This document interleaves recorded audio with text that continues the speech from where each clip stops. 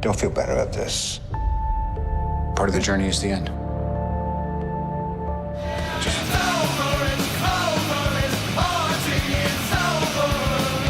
The month of Marvel is finally over now that Avengers Endgame has released to theaters. I'm going to give away what happens, so if you don't want any spoilers, consider this a recommendation to go see it and stop watching this video. The reason I'm giving stuff away is because this movie has a lot to spoil. The advertising really did give away very little, at least before the movie was released. So did Marvel Studios make a satisfying movie that at least acts like it's the conclusion to the franchise up to this point, or were they unable to deliver on such a big promise? The story is broken up into 4 sections. The first is the immediate aftermath of the end of Avengers Infinity War. We see Hawkeye's family disappear right in front of him, a gaunt and dying Tony passing the time before his seemingly inevitable death with Nebula before Captain Marvel takes them to Earth, and the Avengers trying to do the thing they're named for, avenging.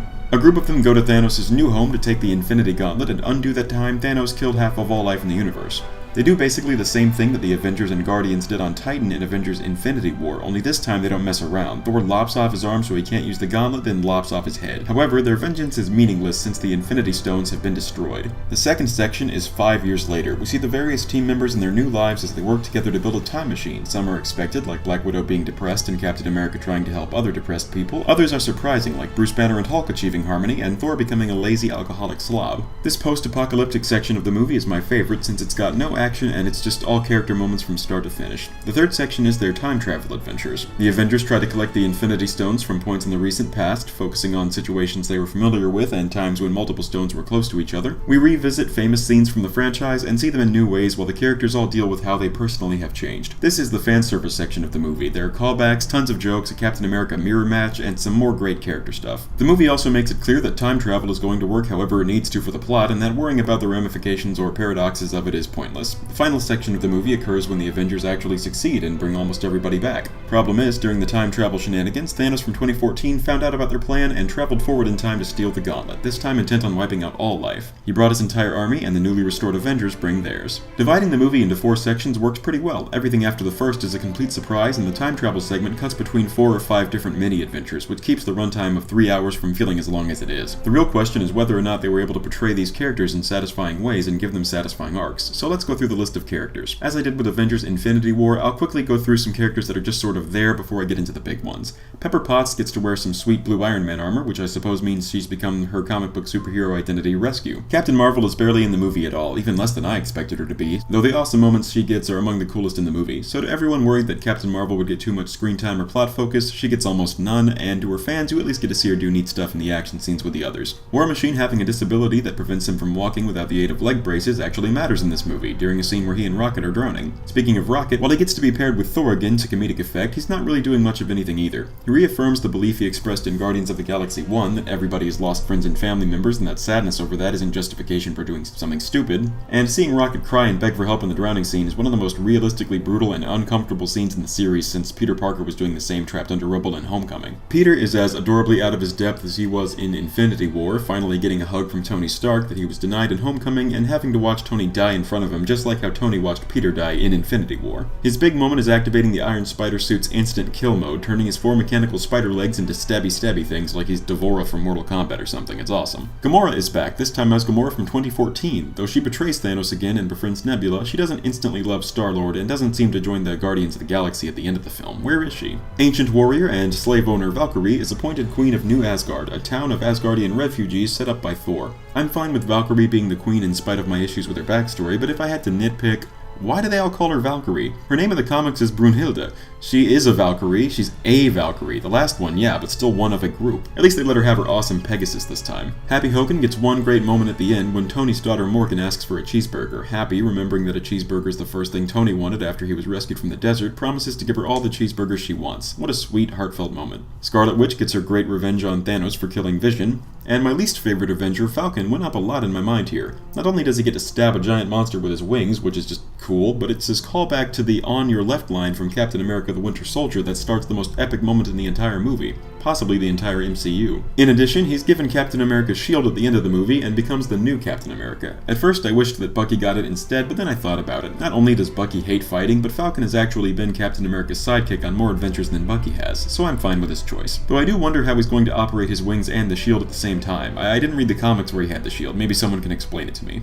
Drax doesn't get a moment with Thanos, which I found disappointing, seeing as how he was the first character we knew had beef with Thanos. Howard Stark's butler Jarvis appears. He debuted in Agent Carter, making him the first character to originate in an MCU TV show and cross over into the movies. Now on to the main cast. If this was Thanos' first movie as the main antagonist, he'd be a pretty lame villain. He doesn't get nearly as much development here, but that's okay because he got it all in Infinity War. Sure, it's a different Thanos since the timeline changed, but he still sees everything he did in the first timeline. His nonchalant reaction to his own decapitation is very creepy. We also actually see some of the abusive parenting we were told about in Guardians 2 and Infinity War. Karen Gillan arguably had the most complicated role, playing a good Nebula and an evil Nebula. It's funny to see good Nebula as a socially incompetent weirdo with no concept of human behavior and no desire other than victory in all things, but then the movie reminds you that she's like that because of an inferiority complex she has in relation to Gamora caused by Thanos' abuse. Evil Nebula's a conniving, cruel minion desperate to please her awful parent. Ant-Man more than anyone else is the comic relief, as well as the audience surrogate. He gets all of his time travel knowledge from time travel movies instead of the made-up science that Banner and Tony know. He still reacts with surprise to superheroes and stories of their adventures. He only got back to the world recently, and so is reacting to the 5-year time skip the way the audience does, and he's still a complete fanboy for Captain America.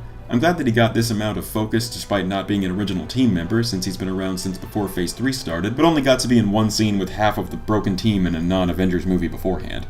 Although again, no ants. What the heck, guys? Let him get weird with the ants. Hawkeye has become the Green Arrow, Ronin. No, not Ronan, Ronin. No, not Red Ronin, Ronin. Okay, anyway, he becomes Ronin, getting a terrible, terrible haircut and a stupid samurai tattoo. I joke, but seeing the most ordinary member of the team defined by having the regular home life so many of the other Avengers want, turning into this anger-consumed destroyer is pretty sad, and of course pretty cool. He and Black Widow go to retrieve the Soul Stone, and upon learning that they have to sacrifice a loved one to retrieve it, each try to kill themselves rather than let their friend die. I love the juxtaposition with how Thanos handled this. He killed his daughter after like a minute of thinking about it, while real heroes never even consider letting loved ones die. This is also where Black Widow exits the franchise, giving her life to save the universe. The ultimate heroism of self-sacrifice for the greater good I hope finally lets her move on from the guilt that defined her before. Bruce Banner has become one with the Hulk, entering a permanent state where he's bigger, stronger, and greener than Banner, but smarter, smaller, and paler than Hulk. Since his character arc of learning to live with his condition is over the second we're introduced to him, he doesn't do much throughout the movie, but he doesn't need to in my opinion, because Banner's awkwardness in Hulk's body is the funniest running gag of the film. Chris Hemsworth gets to explore his gift for comedy again, playing an unkempt, washed-out loser Thor who just plays video games and drinks all day while wallowing in the guilt of his failure to kill Thanos in time to save the universe. His big time travel moment is going back to the events of Thor: The Dark World. This is the last movie I ever expect the MCU to revisit, except I guess The Incredible Hulk, so I'm glad they aren't brushing the events of it under the rug just because they weren't very popular. Thor gets one last conversation with his dead mother, who I felt was too underdeveloped for me to be sad about her murder back in Thor 2, but after this, I think Thor 2 might be retroactively improved now that we've gotten to know her a little more. Seeing Thor himself finally learn to live with his own loss and failure is nice, and he joins the Guardians of the Galaxy, which seems like a better fit for this version of Thor than the Avengers now, honestly. He has Mjolnir and Stormbreaker for this movie, and wow do they come up with a lot of awesome ways to use them both. My favorite being when Thor uses Stormbreaker to hit Mjolnir like a baseball. He's not the only one to wield Mjolnir, however, as Captain America finally reveals he is worthy. Captain America's awesome moments include trusting no one, not even himself, solving a scenario like the elevator from his second film with information he didn't have back then, and doing the Mjolnir shield shockwave move from the first two Avengers movies by himself. Captain America goes on what must be a whole movie's worth of adventures returning the Infinity Stones, but then he goes back to the 1940s and lives a perfectly normal life with his one true love, Peggy Carter. He even dances with her. Steve has the happiest ending of all. Not everyone gets a happy ending though, and that brings us to Iron Man. This movie is a terrific example of how to handle character death. The movie shows him accepting his own fate at the very start, emotionally preparing us for his death only to have him survive thanks to a rescue from Captain Marvel. He's sickly and furious at Captain America for his part in preventing both the development of a non-evil Ultron world police and for his part in breaking up the Avengers. In the 5 years later segment, we see Tony having given up on superheroics to have a simple life with Pepper and their new daughter. Then he goes back into being the usual Tony Stark mode in the time travel segment. We see a lot of different versions of Tony in this movie is what I'm saying, and Robert Downey Jr.'s acting here is the best it's been since Iron Man 3. At the end of the movie, the strain of using the Infinity Gauntlet kills him. It's heroic, sad, meaningful, everything a good main character death should be. I'll miss him. Oh, and I love the Mark 85 armor he wears in this movie. It has all the crazy nanotechnology gadgets from Infinity War while resembling his Mark III armor's design slightly more. And like some of the very first comics, the armor looks like his own muscle. The action in the movie is predictably great, but surprisingly sparse. Other than the Captain America mirror match and the final battle, there isn't really that much. Of course, that final battle does last like 30 minutes and is more than satisfying enough for the whole movie. My favorite part of this movie is a few little details. In the Avengers 1, we see Thor's lightning charging Iron Man's suit. At the end, Iron Man's arc reactor goes out, and I expected Thor to defibrillate him with Mjolnir, but instead Hulk roars and wakes Tony up. In Endgame, Thor actually does do that though. In addition, after the original Avengers released, my 9-year-old brain and my 16-year-old body couldn't help but imagine what would have made the movie even more awesome. One thing I thought of was if Giant Man was there, punching those flying whales, and sure enough, that happens in this movie. This movie had to appeal to as many people as possible, but little moments like these make parts of it feel like they were made just for me, which of course is purely coincidental, but it sure feels good to watch. Avengers Endgame may have an awful title, but it's a great superhero movie, and it's better the bigger fan of the MCU the viewer is. I say most people should check it out, though you should definitely stay away if you haven't seen most of these, since you will probably be bored until the end. That's it for the month of Marvel, and after revisiting this franchise all in a row, I have to say that I think it's my favorite movie franchise now. Sorry Godzilla, I still love you. Thanks for listening. Thanos did exactly what he said he was going to do. He clearly never made an omelet. You beat me by 1 second.